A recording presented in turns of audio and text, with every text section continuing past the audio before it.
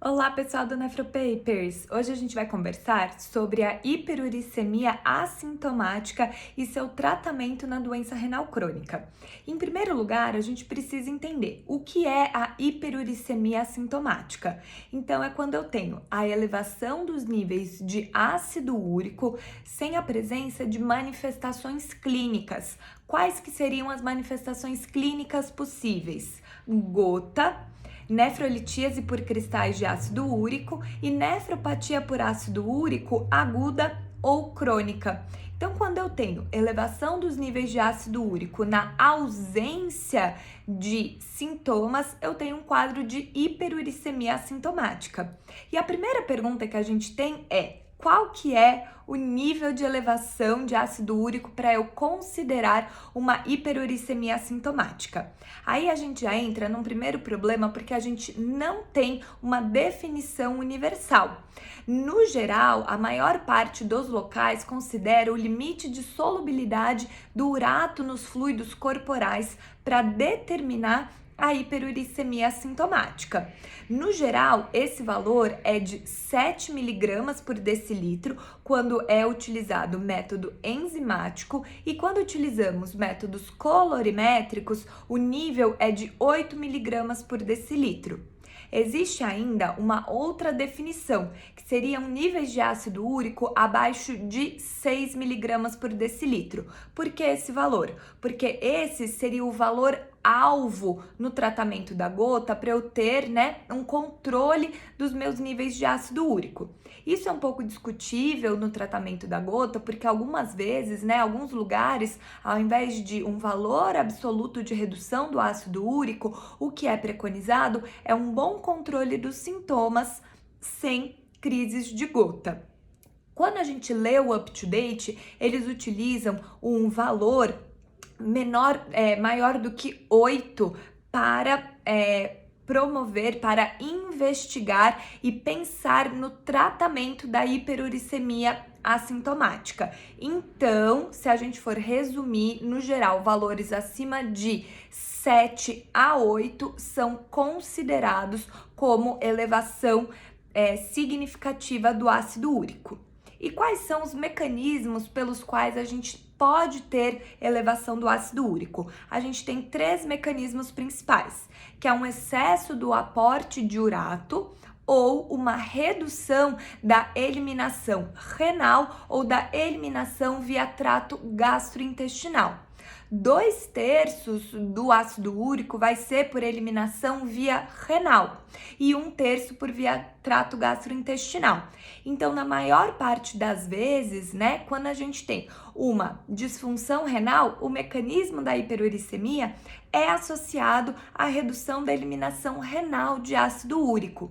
Normalmente, o ácido úrico, ele tem a sua excreção renal por meio de transportadores de ânions no túbulo contorcido proximal, onde a gente tem um balanço entre a secreção e a reabsorção do ácido úrico, culminando com a fração de ácido úrico, a fração de excreção de ácido úrico.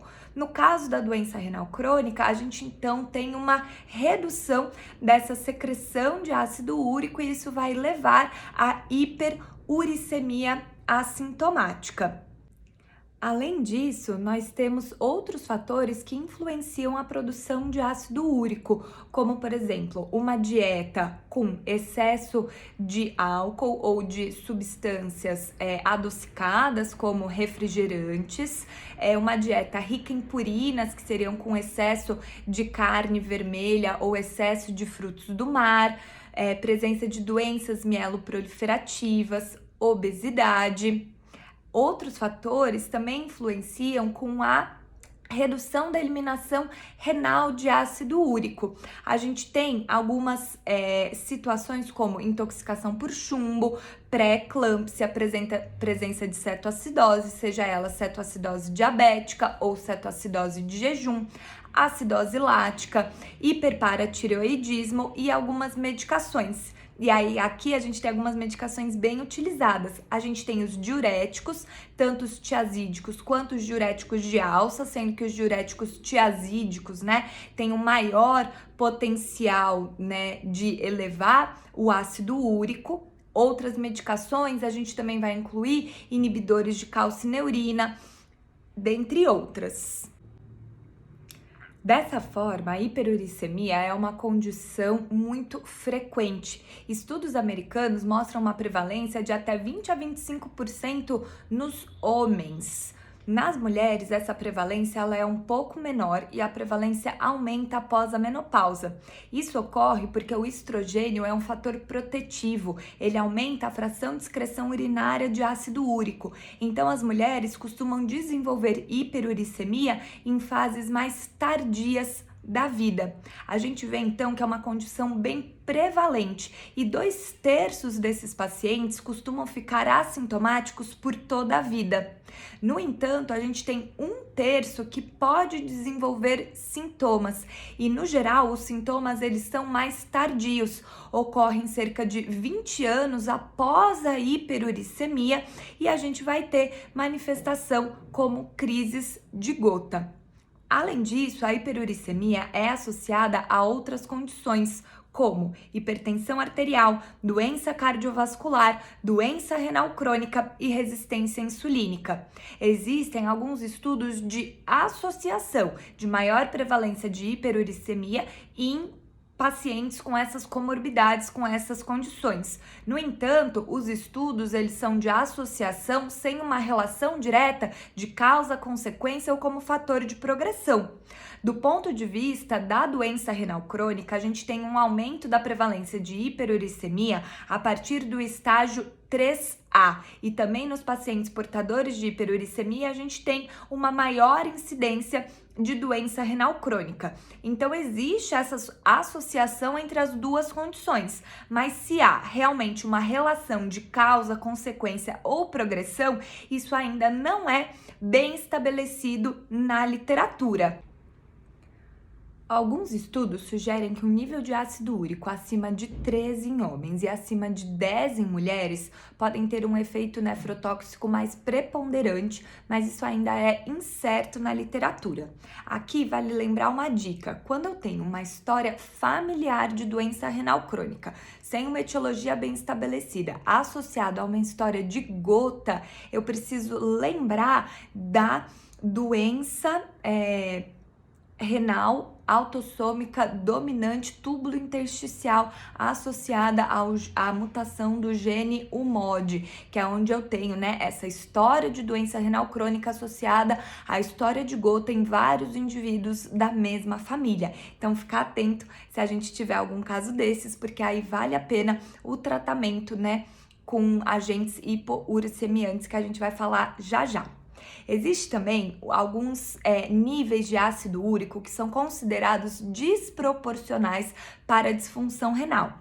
Esses valores seriam acima de 9 mg por decilitro em pacientes com creatinina menor ou igual a 1,5, um nível de ácido úrico acima de 10 para valores de creatinina de 1,5 a 2 mg por decilitro e níveis acima de 12 para disfunção renal mais avançada. E aí a gente não tem um valor de corte bem estabelecido na literatura.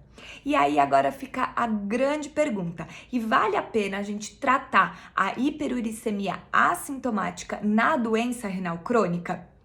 Nesse ponto, existem medidas gerais que elas podem ser feitas para todos os pacientes, que incluem um bom controle metabólico, que seria controle do peso, evitar álcool e bebidas com excesso, né, de açúcares, prática regular de atividade física, tudo isso. Além disso, a gente pode evitar medicações que sejam associadas ao aumento do ácido úrico. Então, quando possível, evitar diuréticos tiazídicos, inibidores da ECA, beta-bloqueadores e alguns BRAS, exceto a losartana. Então, se eu devo evitar as medicações que são associadas à hiperuricemia, eu devo favorecer algumas medicações que promovem, né, aumento da fração de excreção de ácido úrico. E aí a gente tem aqui a losartana. Então a losartana, que é um antihipertensivo muito utilizado na doença renal crônica, possui esse efeito, né, benéfico, que seria um efeito hipouricemiante por aumentar, né, a fração de excreção de ácido úrico. Outra medicação que também possui essa função são os fibratos no tratamento da hipercolesterolemia. Então, a gente pode fazer esses ajustes medicamentosos. E agora vem a grande pergunta: e o tratamento, né, com agentes hipouricemiantes na hiperuricemia assintomática? A gente tem dois grandes agentes, que é o halopurinol e o febuxostat. Atualmente no Brasil, a gente vai ter só o halopurinol, e lembrar que é uma medicação que necessita de ajuste de dose para a função renal. Então, a gente precisa fazer esse ajuste quando a gente for utilizar essa medicação. E a gente deve ou não deve utilizar essa medicação? Para responder essa pergunta, eu vou falar para vocês de 3 estudos que tentaram responder.